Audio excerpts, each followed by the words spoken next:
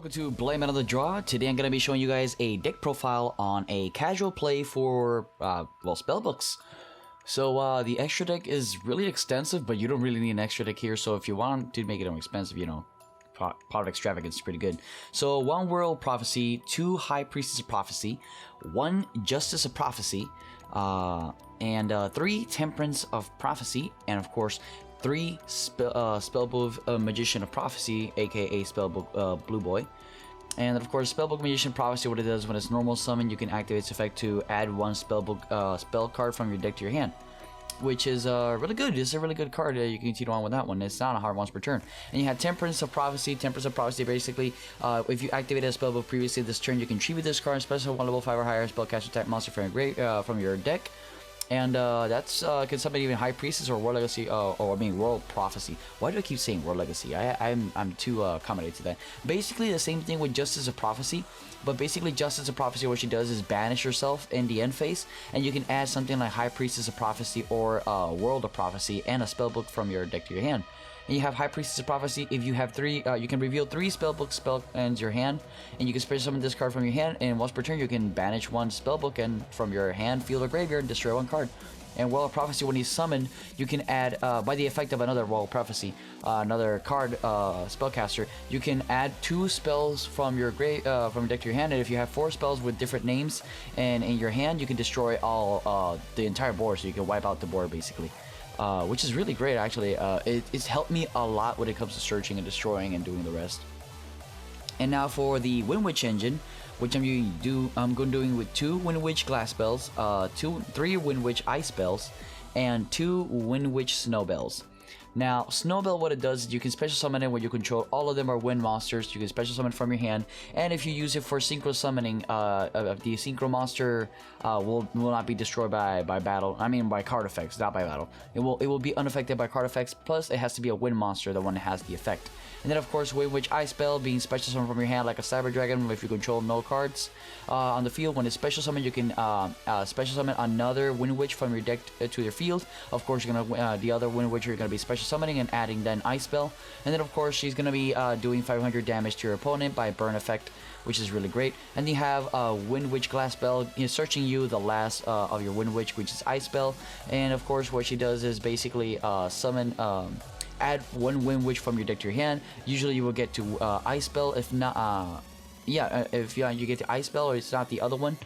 And basically continue on your plays like that. And it's a really good summoning mechanic if you ask yourself, you got Knowledge, for example. If you have Glass Spell, normal summon her and search for the other one, then do Spellbook of Knowledge.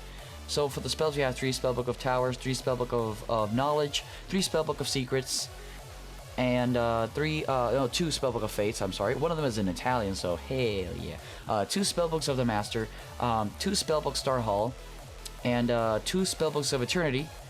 And last but not least, we're having 2 Spellbooks of Wisdom, 1 Spellbook of Hierophant, or Hierosphere, and 1 Spellbook of Power. Of course, Spellbook of Power, what it does is gain 1000 attack to one of your spellcasters, and if it destroyed a monster by battle, you can add 1 Spellbook from your deck to your hand. And then you have Library of the Hierosphere.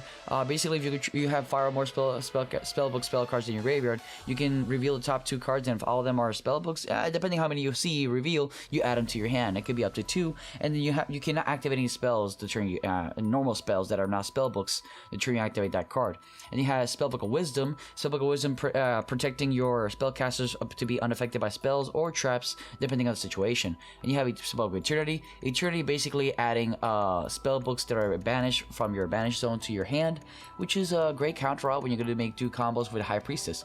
And you have Spellbook of Star Hall. Star Hall, basically you gain counters. For each counters, you gain 100 attack for all your spellcasters, and for each spellbook you activate, you get a counter. And if it's destroyed, depending on how many counters, you can add 1 spellcaster from your deck to your hand by the levels of by the same amount with levels.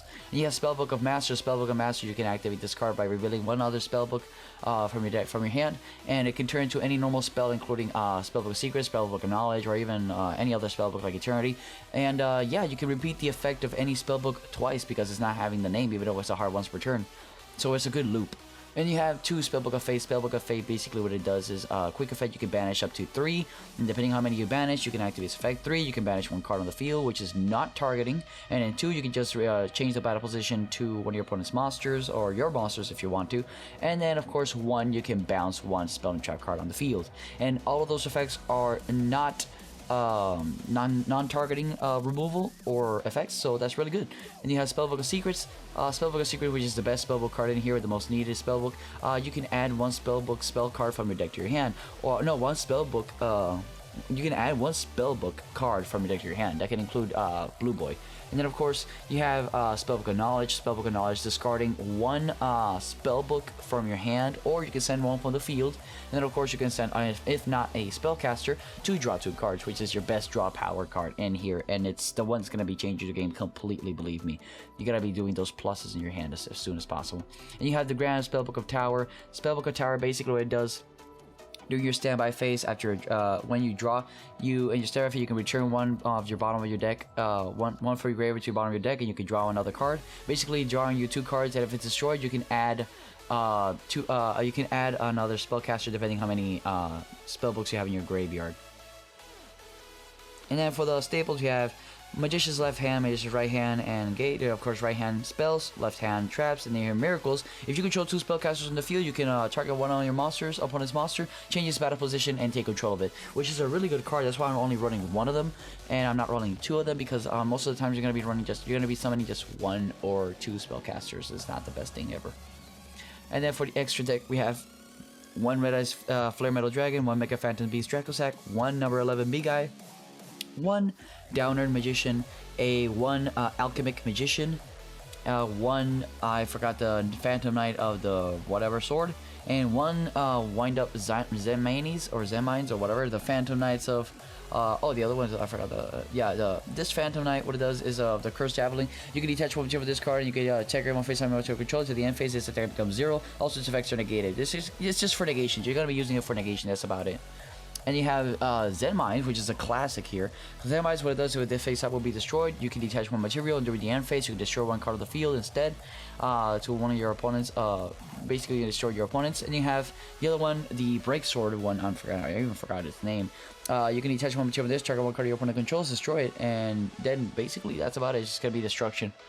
But you have Alchemic Magician, recycling your spell cards from your graveyard, basically requiring only 2 level 4 spellcaster monsters, which is really easy to do, and it gains for 200 attack for each of the spell cards that are in your graveyard. And then you have, of course, Downer Magician. Downer Magician is just gonna be your beater. You can summon her on top of Alchemic Magician, but it's just gonna be a beater. And you have, of course, number 11 Big Eye. Number 11 Big Eye, detaching 1 material, taking control of 1 of your opponent's monster. And you have Dracosack. Dracosack summoning tokens on the field, and you can destroy 1 token, and you can destroy 1 card on the field.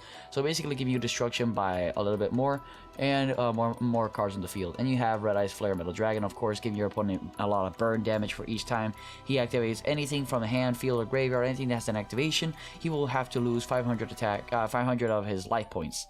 And basically, it's just gonna be burn until he dies. That's gonna be it for the XYZs. Now let's go in for the Synchros. For the Synchros, we're running 2 Crystal Wing Synchro Dragon and 2 Wind Witch Winter Bell. Basically, Winter Bell, what it does, after you summon it, you can target 1 of your spellcasters, Wind Witch monsters that are in your graveyard. You can, and depending how many levels, you can make 200 damage for each level, making it up to 800 damage when you use Wind Witch Glass Bell. And then, of course, depending on your levels in your battle phase, you can special summon. You can target 1 Wind Witch, including itself, and you can special summon 1 spellcaster from your hand equal to its level. And of course, you're going to target Wind Witch Winter Bell, and then special summon High Priestess Prophecy during your battle phase.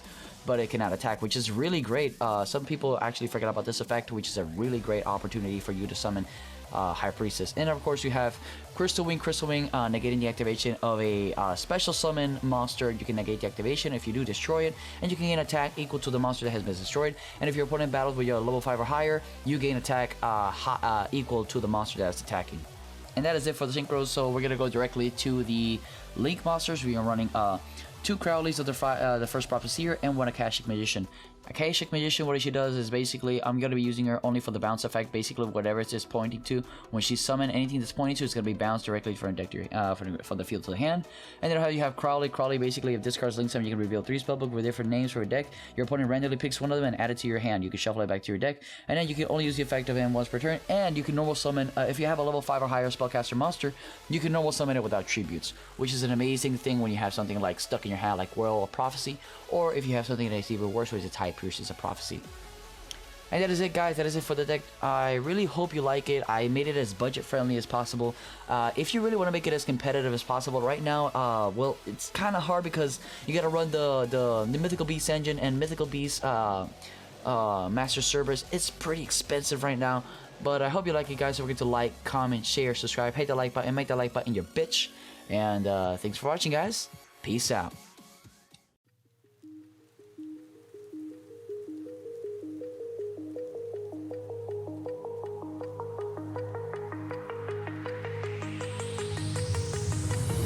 Do you remember how you held me then? Now you got me reaching out.